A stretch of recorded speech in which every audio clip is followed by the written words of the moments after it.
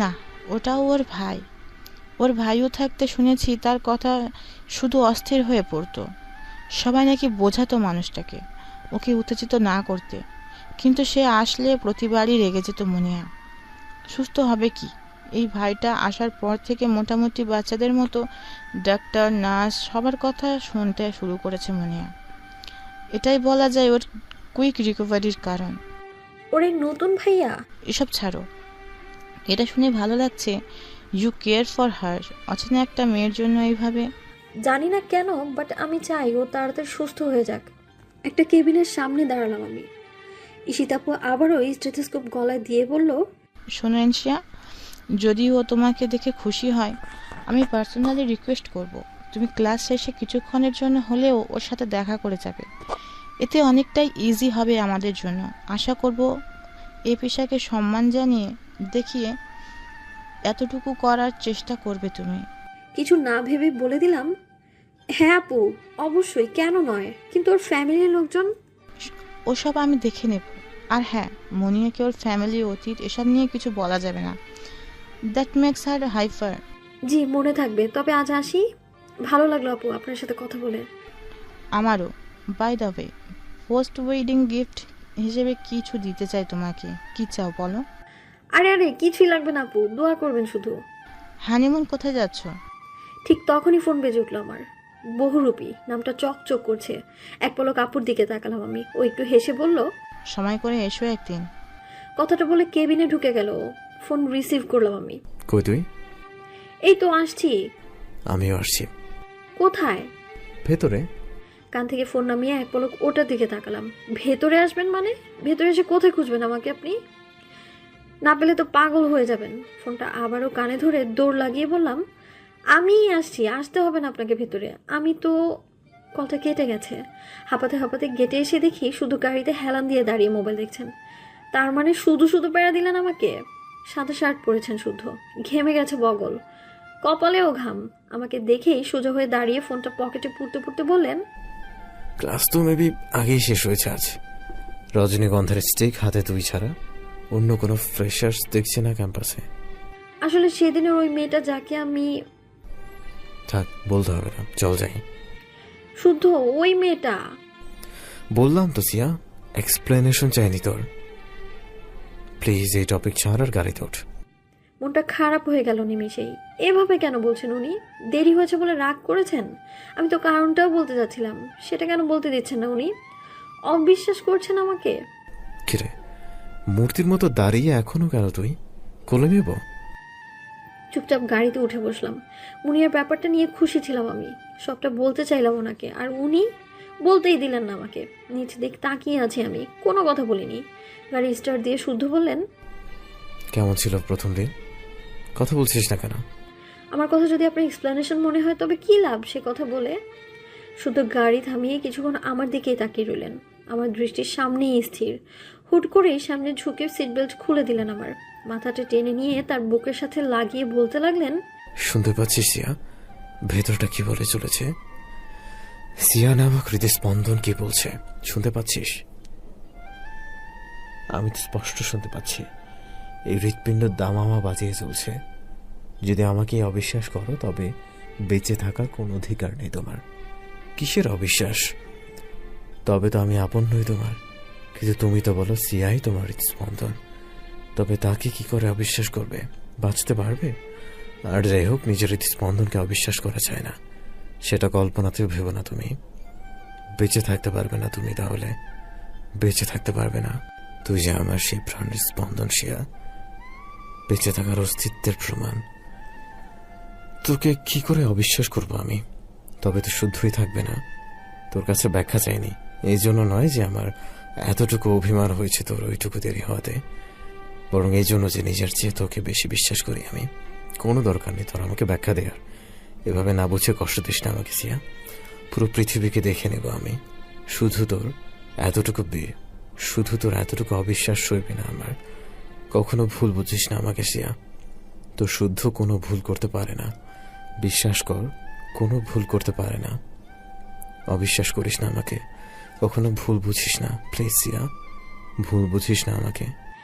একদমই কথাগুলো বলে শুধু ছেড়ে দিলেন আমার মাথা। চোখ তুলে তাকালাম তার দিকে। ওই দুই চোখে আজ শুধুই আকুতি। নিজের উপর ঘৃণা হচ্ছে আমার। এই মানুষটার এত গভীর ভাবনাকে অসম্মান করেছি আমি। ধীর গলায় বললাম, আম সরি শুদ্ধ। আমি আমি আপনাকে ওভাবে। শুধু একটু হেসে এগিয়ে কপালে ঠোঁট ছোঁয়ালেন আমার। চোখ বন্ধ করে নিলাম আমি। উনি আবারও পিছিয়ে বললেন, সরি বলার মতো কিছুই করিস নি তুই। আর আমি জানি আমার শ্যামা পাখি কোনোদিন সেরকম কিছু করবেও না আমার সাথে। তাই সরি শব্দটা আমাদের দুজনের জীবন থেকে ব্যান করে দেওয়া উচিত। কি বলিস? কিন্তু ভুল আর অভিমান তো জীবনের অনবদ্য অংশ শুদ্ধ। তাদেরকে তো কোনোভাবেই কেউ এড়াতে পারে না। কোনো এক কঠিন মুহূর্তে যদি অভিমান সেটাও হবে না তোর দ্বারা, অন্তত আমার সাথে তো নাই, এটাই আমি জানি। তবুও কখনো যদি তোর সরি বলার প্রয়োজন বলে মনে হয়, তার পরিবর্তে অন্য কিছুর ব্যবস্থা করে দিচ্ছি আমি। আমার অভিমান ভাঙানোর নিনজা টেকনিক। সরির পরিবর্তে আই লাভ ইউ বলে দিস, কাজ হয়ে যাবে। এতটুকু অভিমানও থাকবে না আমার, ট্রাস্ট মি। এটুকু বলেই শুধু আবারও আমার সিট বেল্ট লাগিয়ে গাড়ি স্টার্ট দিলেন। আমি চোখ সরিয়ে জানালায় তাকালাম। এত বিশ্বাস, এত ভালোবাসা, এসব সইবে তো আমার? আমি কি যোগ্য এসবের? তোর সেন্সিটিভ জামাই ফোন দিয়েছিল। ফোনটা কান থেকে নামিয়ে একটা দীর্ঘ নিঃশ্বাস ফেলে ওটার দিকে তাকিয়ে রইলাম কিছুক্ষণ। আবারও কানে ধরতেই আলিফ খেকিয়ে বলে উঠল, কথা কস না কেন? এখন তুইও কি ঢং জুড়াবি? কি হয়েছে? কি বলেছে? শুধু খেপেছিস কেন এত? আমি খেপি আর তোর টিগার জামাই? দেখ আলিফ, বেহুদা শুদ্ধকে আবল তাবল নামে ডাকবি না। কি বলেছে সেটা বল। আমি বেহুদা আর আবল তাবল কই? আলিফের এইটা কইতে পারলি তুই? ওই মাইয়া, তুই এখন মেডিকেল স্টুডেন্ট, তা কয়টা বন্ধু বানাইছস তুই এই কয়দিনে কলেজে যাইয়া? তোর সেন্সিটিভ জামাই ভয়লেন্ট হইয়া নাই? কয়টা কইতাছি কয়জনের লগে? হাড্ডি গুড্ডি ঠিক আছে এই মালগুলার? কল কেটে দিব? আইসা আমার ঘাট থেকে মাথাটা কাইটটা নিয়ে যা, তাতেও শান্তি পাইতাম। হেয়ালি ছাড়, কাজে কথা বল। প্লিজ দিকিউ, তোর সাথে বাইর হমু না আমি। আবার কোন কামে শুদ্ধ ভাইয়ের মনে হইব আমি তোরে লাইক টেক করি, আমার 12টা বাজাই দিব আবার। মনের নিয়ে চইলা যা তুই। প্লিজ ইয়ার, ক্লিয়ার করে বল না, কি বলেছেন শুদ্ধ তোকে? হন, শুদ্ধ ভাইয়া ফোন দিয়া কইছে হারামি, শুদ্ধ তোকে বলতে ফোন দিয়েছিল? মাননীয় বিশুদ্ধ বধূ, কথাটা কইতে গলা যাইরা নিলাম। অহন হন, শুদ্ধ ভাইয়া কইছে সিয়াকে নিয়ে 1 ঘন্টার মধ্যে অমুক রেস্টুরেন্টে চলে আসো। মৌনতাও আছে আজাদ মেনশনে, ওকেও নিয়ে আসো। আর হ্যাঁ, ফ্রন্ট সিটে বসিও না সিয়াকে, কেমন? আম ওয়েটিং। ঠোঁটযুগল প্রসারিত হয়ে মুখ থেকে বেরোলো, ক্লাস নেই আমার আজ। তা বলে ওনার তো অফিস আছে। তাহলে এখন কেন বেরোতে বলছেন উনি? আলিফ মৌনতাকে নিয়ে রেস্টুরেন্টে ট্রিট দিবে নাকি ওদের? মানে সিরিয়াসলি ডিকিউ, আমি তোর ড্রাইভার লাগি? আমি কেন? ভাইয়া যে আমার ট্রিট দেওয়ার লাইকা ডাকে নাই, হেডা আমি জানি। তোর বাসা থেকে টুকরা টুকরা হওয়া দিল জোড়া দিতে এখনো কষ্টিপ কিনতাছি ইশারার টাকা দিয়া। তোর জামাই ওই দিন কি যাত্রা নাই দিয়েছিল, আজকে আইসে তোর লিভ দেওয়ানের লাইকা। মনেও নাকি যাইব তোর বাসায়। তোর কলেজে নতুন বন্ধু জোটে নাই, কথা কস নাই অগলগে? অগ ধরল না কেন? আমি তো। ওর কথা শেষ না হতেই আরেকটা কল আসলো ফোনে। শুদ্ধর নাম্বার। ঠোঁটে করে হাসি ফুটলো আমার। পরে কথা বলছি আলিফ। হ জামাই পাইছ? আলিফ তো এখন একদম থার্ড পার্সনই তুই। তোর কথা শুনে বিন্দুমাত্র ইচ্ছে নেই এখন আমার। ওকে জবাবটা দেওয়ার সময় দিনি। কলটা কেটে তাড়াতাড়ি শুদ্ধের কল রিসিভ করতেই উনি বলে উঠলেন, একটু তাড়াতাড়ি রিসিভ করবি তো? ওই আসলে। থাক, বলতে হবে না। যাই হোক, আলিফ যাচ্ছে তোকে পিক করতে। মৌন তো আসবে ও বাসায়, ওদের সাথে চলে আয়। এক কাজ কর, ওই নিষ্কর্মা মাহিকেও নিয়ে আয়, আমি ওয়েট করছি। আর শোন, চুল ছেড়ে আসিস না, কেমন? রাখছি। শব্দহীন হেসে ফোন ছেড়ে মাহি রুমে গেলাম। ওকে বললাম রেডি হতে। আমিও রেডি হয়ে নিলাম। অফ হোয়াইট গাউন, শুদ্ধের কথা মতে বাঁধা চুল। নিচে নেমে আম্মুর সাথে কথা বলতে বলতেই মৌনতাও এসে গেল। তিনজন বসে একটু সবে কথা শুরু করেছি আর আলিফ হাজির। ওই ডিকিউ, আধা ঘন্টা পার হয়েছে, ওই খেয়াল আছে তোর? আছে তো, তুই বস, স্ন্যাক্স খেয়ে তারপর বের হবো। হ্যাঁ, আমিও তো ধৈর্যই নিছিলাম। তোর শ্বশুর বাড়ির ভাত উঠে গেছে আমার, যা আন খাই কিছু। কিছুক্ষণ হাসি তামাশা করে বেরিয়ে এলাম চারজন। শুধু বলার রেস্টুরেন্টে পৌঁছালাম 1 ঘন্টা আগেই। গাড়ি থেকে নামতেই গেটেই দেখি শুধু পকেটে হাত গুজে আমার দিকেই তাকিয়ে মুচকি হাসছেন। চোখ নামিয়ে এগোলাম আমি। মাহি বলল, এতদিন পর তোমার মনে হলো শুদ্ধ ভাইয়া যে আমাদের ট্রিট দেওয়া জরুরি? আসলেই ভাইয়া, নট ফেয়ার। আফটার অল আমরা আপনার ছোট ছোট শালক শালিকা। মনতার কথা শুনে শুদ্ধ আগ্রহ নিয়ে আলিফের দিকে ঝুঁকলেন। ও বেচারা মাথা নিচু করে বুকে হাত গুজে দাঁড়িয়ে বিরক্তি নিয়ে কপাল কুঁচকে আছে। শুদ্ধ বললেন, আলিফ, তুমি কিছু? আমি কিছুই কমো না। শুদ্ধ হেসে গলা জড়িয়ে ধরলেন ওর। বললেন, এ তো দেখি মেয়েদের মতো অভিমান করে। ওকে আলিফ, আজ তোমার জন্য স্পেশাল তেয়ারি ফ্রি। আলিফের চোখ চকচক করে উঠল। সবাই হেসে রেস্টুরেন্টে ঢুকলাম আমরা। ভেতরে ঢুকতেই 3-4টে মেয়ে এসে দৌড়ে জড়িয়ে ধরলো আমাকে। এক প্রকার পড়া থেকেই বেঁচেছি আমি। শুধু ওদের ছাড়াতে ছাড়াতে চেঁচিয়ে বললেন, ছাড় ছাড়, তোরা দেখছি আমার বউকে জড়িয়ে ধরেই দম আটকে দিবি। সর, দূরে যা। ওরা সরে গেল। বলা যায় শুদ্ধই সরিয়ে দিলেন ওদের। আমি দম নিয়ে সামনে তাকাতেই আরেক দফা ঝটকা। যাদের 3-4 জন ভেবেছিলাম সেখানে 7-8 জন মেয়ে দাঁড়িয়ে। উকি দিয়ে দেখলাম তার পিছনে কমপক্ষে 14-15 জন ছেলে। পুরো রেস্টুরেন্ট এরাই দখল করে আছে। আর তার থেকে বড় কথা, সবাই একসাথে এমনভাবে দাঁড়িয়ে যেন একে অপরের কত চেনা, আবার আমার দিকেও তাকিয়ে। গাইস, সবাই চোখ নামা, অনেক দেখছিস। সবাই হেসে দিল শুদ্ধের কথায়। এক ভাইয়া এগিয়ে সে শুদ্ধের কাঁধে হাত রেখে বললেন, বিয়ের বউ ভাত মিস করেছি ব্রো, আজকে তো ভাবিকে দেখতে দে। আরেকজন এগিয়ে এসে বলল, ঠিক বলেছিস সাহিব। কিরে শুদ্ধ, বউ দেখানোর জন্য এভাবে রিইউনিয়ন করলি, এখন বলছিস না দেখতে, এটা কেমন কথা? আমি হতভম্ব হয়ে একবার তাদের দিকে আর একবার মৌনতা মাহি আর আলিফের দিকে, তো একবার শুদ্ধের দিকে তাকাচ্ছি। এবার সবাই শুদ্ধের ফ্রেন্ড। এরা সবাই শুদ্ধের ফ্রেন্ড, সবাই। সে সন্ধ্যায় এদের কথাই বলেছিলেন উনি। বিশাল ফ্রেন্ড সার্কেল ছিল তার, ছিল। তার মানে উনি আবারও সবার সাথে যোগাযোগ করেছেন। আমি যাতে সবার মাঝে আনইজি ফিল না করি সেজন্য আমার ফ্রেন্ডদেরও এনেছেন। এত দিক এতটা ভাবেন কিভাবে উনি? হাউ? বলো ইনশিয়া, কেমন আছো? জি আপু, আলহামদুলিল্লাহ ভালো। আপনি? ভালো আর কিভাবে থাকি বলো? 5 বছর আগে শুদ্ধকে প্রপোজ করলাম, বলে না, শ্যামা পাখিকে ভালোবাসি। 3 বছর পর ফোন দিল, ভাবলাম এবার হয়তো লাইনটা ক্লিয়ার। ও মা, এ ছেলে বলে আমার বউ সিয়াকে দেখতে চলে আয়। জীবনটাই বেদনার। আপুটার বলার স্টাইলে হেসে দিলাম আমি। বাকিরাও হাসলো। আরেক আপু বলে উঠলো, আমার বোন তো মিস বাংলাদেশেতে চান্স পেয়েছিল। গ্রুপ ফটোতে শুদ্ধর ছবি দেখে সে তো পাগল প্রায়। শুদ্ধকে বললাম, বেটা বদমাইশ বলে মিস ওয়ার্ল্ডও নাকি ওর শ্যামা পাখির কাছে হার মানবে। তোয়াক্কাই করলো না আমার বোনটাকে। এক ভাইয়া শুদ্ধের কাঁধে চড় মেরে বলল, কথাটা একদম ভুল বলেনি শুদ্ধ, যা দেখছি ইনসিয়ার মায়া এত মায়াবী চেহারা এর আগেও কোথাও দেখেছি বলে মনে পড়ছে না। শুধু গলা ঝাপড়ে ধরে বাকিয়ে ধরলেন ভাইয়াটাকে। আমার দিকে তাকিয়ে হেসে হেসে বললেন, মুখ সামলে কথা বলা, আমার বউ ওটা। আমি মুখ লোকানোর জায়গা পাচ্ছি না। মনতা পেছন থেকে ধাক্কা মেরেছে আবার। এক আপু বলল, হ্যাঁ তাই তো। এই তামিম, এই কথাটা বিয়ের পর আমাকে বলেছিলে না তুমি? তার মানে আমার চেহারা এখন আর মনেই নেই তোমার? রাইট, বাসায় চলো, এবার মনে করিয়ে দেবো। সবাই হাসতে লাগলো। শুদ্ধ সবার সাথে পরিচয় করিয়ে দিলেন আমাকে। 13 জন ভাইয়া, 5টা আপু শুদ্ধর ব্যাচমেট, আর বাকি 3টা আপু ওর মধ্যে 3টা ভাইয়ার বউ। মূলত আমার কাছেই তাদের নাম বলা। সবাই সব কিছু জানে আমাকে নিয়ে। শুধু যে আগে থেকেই তার শ্যামা পাখির বর্ণনা দিয়ে এসেছেন সবার কাছে, তাতে বিন্দু মাত্র সন্দেহের অবকাশ রইল না। খেয়াল করলাম সবাই থাকলেও আয়ান ভাইয়া ছিল না ওখানে। তার মানে উনি এখনো ফেরেননি। আড্ডা দেওয়া খাওয়া দাওয়ার পর্ব শেষে সবাই বেরিয়ে আসলো। শুধু ভাইয়াগুলোর সাথে দাঁড়িয়েছেন। 2টো আপু আমার কাছে এসে কাঁধে হাত রেখে বলল, তুমি জানো না ইনশিয়া, শুদ্ধর কাছে তুমি কি? হয়তো জানো, কিন্তু যতটুকুই জানো জেনে রাখবে সেটা কমই জানো। আজ 3 বছর পর সে আগের শুদ্ধকে দেখছি আমরা। 3 বছর আগে যাই হয়ে থাকুক না কেন, সেটাকে নিয়ে ওকে আর বাঁচতে দিও না ইনশিয়া। সেটা বড্ড বেশি ভালোবাসে তোমাকে, বড্ড বেশি।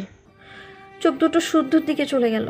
দুপাশে দুজনের কাঁধে হাত দিয়ে ঠোঁটে হাসি ঝুলিয়ে সেও আমার দিকে তাকিয়ে। চোখাচোখি হতে চোখ নামিয়ে নিলাম আমি। সবাইকে বিদায় জানিয়ে বাসায় ফিরলাম শুদ্ধের সাথে। আকাশে মেঘ করেছে, গুরুম গুরুম ডাক বিকালের স্নিগ্ধতাকে ছাপিয়ে শোর মাচাচ্ছে। মাঝে মধ্যে আলোর ঝলকানিও দেখা যায় ওই দূরের দালানগুলোর ফাঁক ফোকর দিয়ে। বেলকনিতে থাকা গাছগুলো সবুজে মুড়িয়ে নিয়ে অসম্ভব সুন্দরভাবে সেজেছে। রেলিংয়ে মাথা ঠেকিয়ে হালকা বাতাসে সেগুলোর হেলদোল দেখতে বেশ লাগছে। দরজা খোলার আওয়াজে পিছন ফিরে তাকালাম। শুধু টাই খোলার জন্য টানতে টানতে বেলকনিতে এগোচ্ছেন। সবে ফিরলেন অফিস থেকে। চেহারায় এক রাশ ক্লান্তি, তবুও চোখে মুখে প্রশান্তির ঝিলিক তার, ঠোঁটে অমায়িক হাসি। শ্যামা এসেছিল? কে শ্যামা? যে প্রতিদিন আসে সকাল বিকেল। ফুঁসে উঠে বললাম, আমার অগোচরে কে আছে এই রুমে? শুধু ভ্রু কুচকে তাকালেন আমার দিকে। তাই ছেড়ে এগিয়ে এসে কোমরে হাত দিয়ে আমার দিকে তাকিয়ে শব্দ করে হেসে দিলেন। আমি কপাল কুচকে তাকিয়ে আছি তার দিকে। উনি হাসি থামিয়ে বললেন, তোকে নিয়ে জেলাস যে ওই কালচে পাখিটা, দেখেছিস ওকে? হক চকিয়ে গেলাম। ওটার কথা মনেই ছিল না আমার। আসে না আর ও? ওই পাখি আমাকে নিয়ে জেলাস হতে যাবে কেন? হুট করে শুধু টাইটা আমার গলায় পেঁচিয়ে নিজের দিকে টেনে নিয়ে বললেন, কারণ তুই আসার পর ওকে সময় দেন আমি। যে শুদ্ধর সকালটা ওকে দিয়ে শুরু হতো, আর রাতও যে এসেছে তা ওরই ডাকে টের পেতাম। সে শুদ্ধ ওকে ভুলতে বসেছে। এভাবে কাছে টেনে বলা কি দরকার? ওটুকুন দূরে কি নেটওয়ার্ক পায় না? মাথা নিচু করে বললাম, আমি কি করলাম? সব দোষ তোর, তুই ছিলে না। তোকে ভুলতে ওকে এনেছিলাম। জানি না কেন একদিন রাস্তার পাশে ওর আওয়াজে তোর কথা মনে পড়েছিল, নিয়ে আসলাম। কতটা যত্ন করতাম তা ওই জানে। এক সময় রাগে খাঁচাও খুলে দিয়েছিলাম, যায়নিও, এভাবেই আসতো। এখন তুই এসেছিস, বেচারার শুদ্ধর পাত্তা পাচ্ছে না। তাহলে তোকে নিয়ে জেলাস হওয়া অস্বাভাবিক কিছু? মেঘ বড্ড জোরে ডেকে উঠলো। চমকে উঠে দূরে সরে গেলাম আমি। আর শুধু মুচকি হেসে ফ্রেশ হতে চলে গেলেন।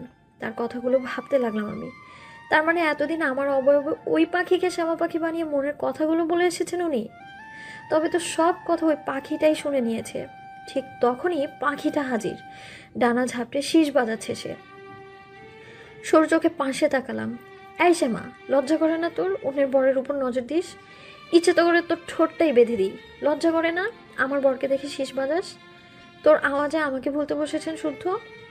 তোর চোখটাও বেঁধে দিব। ওই চোখ দিয়ে আমার বরকে দেখতে এই বেলকনিতে আসিস তুই? তোর খাবার দাবারের ব্যবস্থা তোর বাসায় ফুড পান্ডা দিয়ে পাঠিয়ে দেবো। খবরদার খাবার অজুহাতে এই বারান্দায় আসবি না তুই। এবার তো মনে হচ্ছে তুই জেলাস হচ্ছিস। ওভাবে কেন দেখছিস বেচারা পাখিটাকে? যেন চোখ দিয়ে গিলে খাবি। শুদ্ধর কথা শুনে হকচকিয়ে গেলাম আমি। কোনো দিকে না তাকিয়ে দৃষ্টি আবারও দূর আকাশে নিক্ষেপ করলাম। এই বৃষ্টিটা নামছে না কেন? কতক্ষণ হলো এভাবে দাঁড়িয়ে আছি বৃষ্টি দেখবো বলে। শ্যামাকে তাড়াবো, বৃষ্টিতে ভিজে একসা হয়ে যাবে সে। শুধু এত কাছে কেন হবে ও? কোন অধিকারে? রিন রিন শব্দ তরঙ্গে আলোড়িত হলো চারপাশ।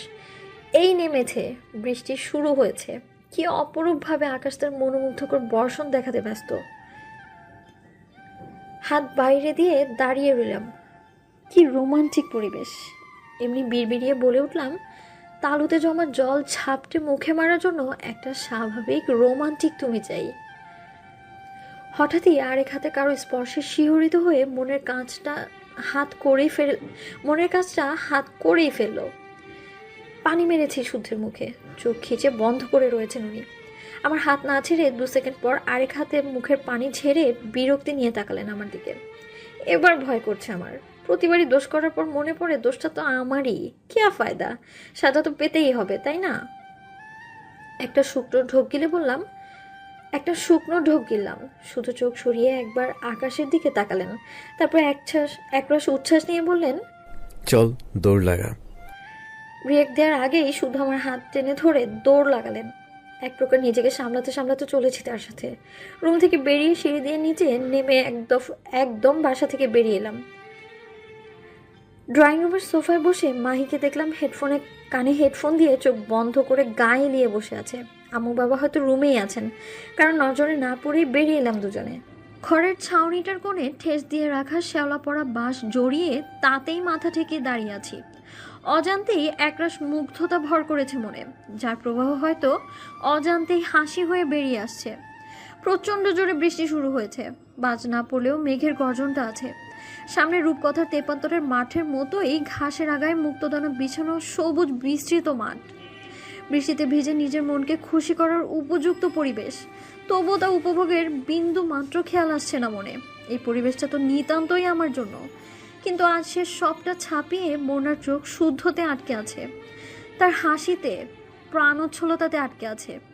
কালো হাফ হাতা গেঞ্জি, গোড়ালির অনেকটা উপর অব্দি ভাঁজ দিয়ে গুটানো কালো জিন্স, খালি পা, ফর্সা হাত পায়ের কোথাও কোথাও লেগে থাকা কাদা, ভেজা চুল থেকে টপ টপ করে পড়তে থাকা পানি, আর উপচে পড়া খুশি ঠোঁট জোড়ে হাসি হিসেবে শোভা পাচ্ছে শুদ্ধের। কখনো ঠোঁট কামড়ে, কখনো চুল উল্টে পায়ে ফুটবল খেলতে ব্যস্ত উনি। চারপাশে 7-8টা ছেলের দল ছুটছে ফুটবল কেড়ে নেওয়ার জন্য। বাসার বাইরে বেরোতেই দেখলাম বৃষ্টিটা কমেছে, যাকে বলে ইলশে গুড়ি, গায়ে লাগছে না বললেই চলে।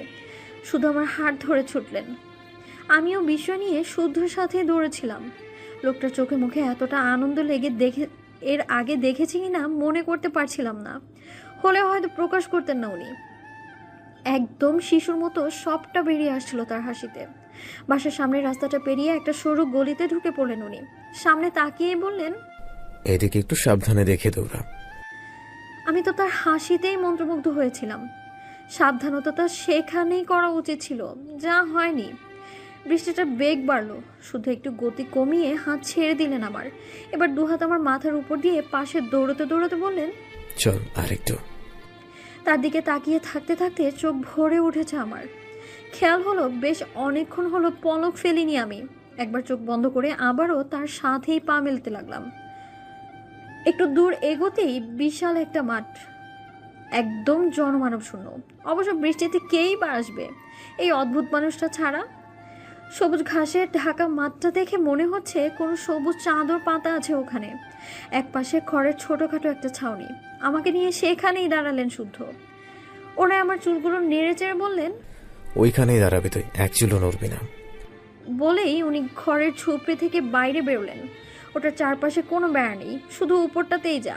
আমি পা বাড়িয়ে কিছু বলতে যাব, তার আগেই শুধু আঙুল উঁচিয়ে বললেন, বললাম না বেরোবি না।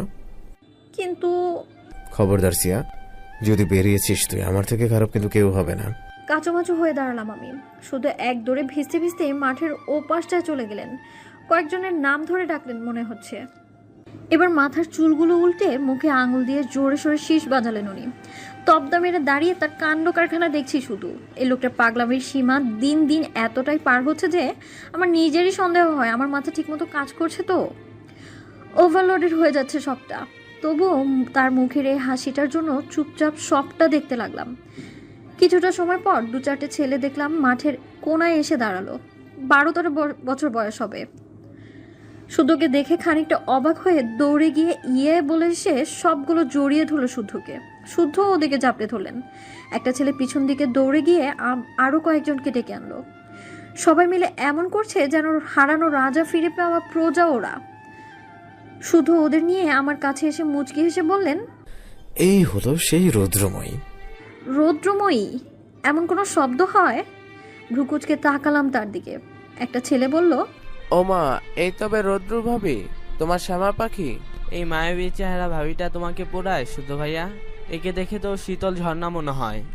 ও রৌদ্র ভাবি, শুদ্ধর ভাইয়াকে একদম পোড়াবে না তো? আর কত কষ্ট পায় ভাইয়াটা।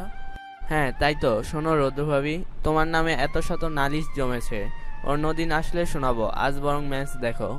শুদ্ধ ভাইয়া, শ্যামা পাখির গান শুনবো না আমরা? এতগুলো সম্বোধনে মাথা ঘুরতে লাগলো আমার। শুধু ছেলেটার দু কাঁধে হাত রেখে পিছনে দাঁড়িয়ে বললেন, শ্যামা পাখির গান শুধু আমার জন্য রাফি, বাসায় সবাইকে শুনিয়েছিল, শাস্তি পেয়েছিল এই জন্যে কান ধরিয়ে রেখেছিলাম। হি হি করে হেসে দিল সবগুলো। একটা ছেলে বলল, রৌদ্রভাবি, তুমি তাহলে আমাদের জন্য আজ দর্শক হও। এই মাঠে শুদ্ধ ভাইয়া বৃষ্টি ছাড়া খেলে না, আর বৃষ্টিতে একটা দর্শকও পাই না আমরা। আর হ্যাঁ, শুদ্ধ ভাইয়ের পক্ষে না বলে আমাদের হয়ে একটু চিটিং করে দিও। আমি হাঁ করে ওদের কথাই শুনছিলাম। শুধু থুতনি ধরে মুখ বন্ধ করে দিয়ে বললেন, 3 বছর আগে প্রায় আসতাম ওদের সাথে খেলতে। এভাবেই বৃষ্টিতে ডাক লাগালে, শীষ বাজালেই বেরিয়ে আসতো সবগুলো। তোর কথা বলেছি ওদের, তাই এভাবে বলছে। এখন এভাবে হাঁ হয়ে না থেকে বি দ্য রেফারি, পারলে ওদের হয়ে চিটিং করে দেখা। এটুকু বলে আমাকে চোখ মেরে ছেলেগুলোর সাথে মাঠের মধ্যে চলে গেলেন উনি। ফুটবল খেলতে খেলতে শুদ্ধ হাসছেন, প্রাণ খুলে হাসছেন, আর আমি চোখ ভরে শুধু তাকেই দেখছি। কতটা সময় কেটে গেছে জানি না। উনি বৃষ্টিতে ভিজছেন সেটা খেয়ালই হয়নি আমার, শুধু দেখছিলাম তাকে। বেশ কিছুটা সময় পর ছেলেগুলোকে একসাথে ডেকে কিছু বলছেন শুদ্ধ। ওরা ঘাড় নেড়ে হ্যাঁ সূচকে বুঝিয়েছে। এক নাগাড়ে তাকে আলিঙ্গন করে বল গুঁড়োতে গুঁড়োতে বাড়ির পথে ছুটল। শুধু আমার দিকে তাকালেন এতক্ষণে, স্বাভাবিক বেগে দৌড়ে এসে বললেন, তুই বোর হচ্ছিস? আসলে অনেকক্ষণ ভিজেছে, ওরা অসুখ করবে, তাই বাসায় চলে যেতে বললাম। ধ্যান থেকে বেরিয়ে নিজেকে সামলে বললাম, আমিও ভিজবো বৃষ্টিতে। না, অসুখ করবে। তুই কাজ কর, আর একটু দাঁড়া, আমি এই বৃষ্টিকে কয়েকটা কথা শুনিয়ে আসি। কিন্তু শুধু দৌড়ে গিয়ে মাঠের আর একটু মাঝ বরাবর দাঁড়ালেন। মাথা উপরে তুলে চোখ বন্ধ করে দুহাত ছড়িয়ে দাঁড়ালেন উনি। আমি একটু অবাক হয়ে দেখছি এবার তাকে। কি করবেন উনি? কি বলবেন বৃষ্টিকে? আয় বর্ষণ, শুনতে পাচ্ছিস? আজ তোর ধারার এতটুকু প্রয়োজন নেই আমার। শুদ্ধের লাগবে না তোকে। ও তো সিয়া নামের রোদ্দুরের তপ্ততাই ভালোবাসে, আর সে সিয়া কাছেও আছে, ওর পাশে আছে ওর। যেটুকু দেখলে আমাকে সবটা ওর পাশে থাকার ফল। তুই তো শুধু উপলক্ষ মাত্র। এই বিস্তৃত মাঠের প্রতিটা ঘাসের ডগায় লেগে থাকা পানি কণা সাক্ষী। শুদ্ধ সিয়াতে পড়তে ভালোবাসে, তোর বর্ষণে নয়। তুই আমার জীবনে কি এনে দিয়েছিস? আজ অবধি শুধু একাকিত্বকে মনে করিয়ে দিয়েছিস। আজ আমি তোকে দেখাচ্ছি, ওই দেখ, ওই যে আমার সিয়া, আমার সিয়া, ও আমার কাছে। দেখেছিস? আজ আর তুই আমাকে কষ্ট দিতে পারবি না, আমার যন্ত্রণাকে মনে করেই দিতে পারবি না। আজ শুধুই ভাসবো আমি খুশির ধারাতে, সিয়াকে পাশে পাওয়ার খুশির ধারাতে। জানি না কি হলো আমার, এক ছুটে গিয়ে পেছন থেকে জড়িয়ে ধরলাম তাকে। কিছুটা থমকে গেছেন উনি, এটা আমি জানি। তার বুকের গেঞ্জি খামছে ধরে পিঠে গাল ঠেকিয়ে চোখ বুজে আছি আমি। শুধু আমার হাতের উপর হাত রাখলেন। ছাড়িয়ে নিয়ে হয়তো পিছন ফিরবেন উনি।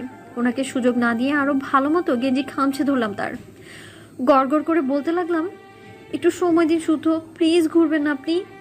এভাবেই থাকতে দিন কিছুটা সময় আমাকে, প্লিজ। শুধু থেমে গেলেন। জোরে জোরে শ্বাস নিয়ে বেশ কিছুক্ষণ চুপ থেকে ওভাবেই জড়িয়েছিলাম তাকে। উনি শান্ত গলায় বললেন, এভাবে ভিজলে জ্বর হবে তোর সিয়া। হবে না। যদি হয় সেটা নিতান্তই আপনার নামের রোদ্দুরে পড়ার ফল। আপনার কাছে থেকেও দূরে থাকার তীব্র যন্ত্রণার আগুনে দাঁ হওয়ার পরিণাম। বৃষ্টিতে ভিজে কিচ্ছু হবে না আমার। বাজ পড়েছে কোথাও, কিন্তু আজ তো কেউ থামাতে পারবে না আমাকে। আজকে শুদ্ধর সিয়া শুধুই তার। প্রকৃতি নিজে বাধ্য করেছে আমাকে, নইলে এই সময় এভাবে বৃষ্টি হতো না। পরপর আরো দুটো বাজ পড়ার শব্দ। গোড়ালি উঁচিয়ে পায়ের পাতায় ভর করে আরো ঝাঁপড়ে ধরলাম শুদ্ধকে। একদম মিশে গেছি তার পিঠে। বৃষ্টি এবার তীরের মতো বিচ্ছে গায়ে, ঠান্ডা হাওয়াও লাগছে গায়ে। পিছনেই সে বাতাসে আমার সাদা ভেজা ওড়নাটা শব্দ করে উঠছে। সন্ধ্যার আগ মুহূর্তটা এটা, ঘরে ফেরার সময়। কিন্তু আমি কোথাও ফিরবো না আজ। আমার গন্তব্য তো আমি পেয়েই গিয়েছি। কোনো কিছু তোয়াক্কা না করে চোখ বন্ধ করে বলে উঠলাম, ভালোবাসি শুদ্ধ, খুব ভালোবাসি আপনাকে। আপনার মতো করে হয়তো নয়, হয়তো অতি সাধারণভাবেই, তবে আমার মতো করেই আপনাকে ভালোবাসি আমি। আপনার শ্যামা পাখি আপনাকে ভালোবাসে। শুনতে পাচ্ছেন শুদ্ধ? আপনার সিয়া আপনাকেই ভালোবাসে, আপনাকেই। এই উন্মুক্ত মাঠে চিৎকার করে যেমন বলছি, তেমনটা পুরো পৃথিবীকেও জানিয়ে দিতে চাই আমি আপনাকে ভালোবাসি। ভালোবাসি শুদ্ধ, ভালোবাসি আপনাকে আমি, ভালোবাসি। একটা বাজ পড়ার শব্দে চমকে উঠে আরো মিশে যাচ্ছি শুদ্ধের পিঠের সাথে। কিছুটা সময় পর থমকে থেকে শুধু ছাড়ানোর চেষ্টা করছেন আমাকে। ছাড়িনি আমি, সামনে যেতে পারবো না তার। এবার উনি একটানে তাকে জড়ানো হাত ছাড়িয়ে নিয়ে সামনে দাঁড় করালেন আমাকে। মাথা নিচু করে আছি আমি। কিভাবে চোখ তুলে তাকাবো তার দিকে? কিভাবে তিনি তাকিয়ে আছেন? সহ্য হবে তোর ইনসু? বলে তো দিলি ভালোবাসি, তার কাছে আসা সইবে তোর? ইস, কোথায় যাবি তুই এখন? কোথায় লুকাবি নিজেকে? শুধু দু গালে রাখলেন আমার। অস্ফুট স্বরে বললেন, সিয়া তুই। মুচকি হাসি ছাড়া কিছুই দিতে পারিনি তাকে। কথা বেরোবেই না মুখ দিয়ে আমার। শক্ত করে জড়িয়ে ধরলেন উনি আমাকে। ঘাড়ে নাক ডুবিয়ে আছেন উনি। বৃষ্টির পানি তার চোখ মুখ ছুঁয়ে আমার গায়ে স্পর্শ করছে। পবিত্রতার ছেয়ে যাচ্ছে মন প্রাণে। মনে হচ্ছিল থাকি না এভাবেই। পরক্ষণে লক্ষ্য করলাম শুধু ফোপাচ্ছেন। বিস্ময় নিয়ে মাথা তুলে বললাম, শুদ্ধ, আপনি কাঁদছেন? তুই দেখেছিস আমি কাঁদছি? ছেলেরা কোনোদিন কাঁদে? শুদ্ধ কোনোদিন কেঁদেছে যে আজ কাঁদবে? মিথ্যে কেন বলছেন শুদ্ধ? এই বৃষ্টির ধারায় আপনার চোখের জল দৃষ্টিগোচর না হলেও ভেতরটা তো শুনতে পাচ্ছি আমি। আপনি আপনার সিয়াকে এভাবে মিথ্যে বলবেন না প্লিজ। সিয়া যে শুদ্ধকে পড়তে শিখেছে, আপনার মিথ্যে সইবে না আপনার সিয়ার। উনি ঠোঁট কামড়ে আশেপাশে তাকিয়ে আবেগ লুকাচ্ছিলেন। এর ভালোবাসার এক একটা ধরন দেখলে নিজেকে পাগল পাগল লাগে আমার। উনি সত্যিই কেঁদেছেন খুশিতে। হঠাৎই পাগলের মতো চোখে মুখে ঠোঁট ছোঁয়ালেন উনি। তার বুকের দিকে গেঞ্জি খামছে ধরে মাথা উঁচু করে চোখ বন্ধ করে রইলাম আমি। শান্তি লাগছে, প্রচণ্ড শান্তি লাগছে। আবারও দুগাল ধরে কপালে কপাল ঠেকিয়ে বললেন,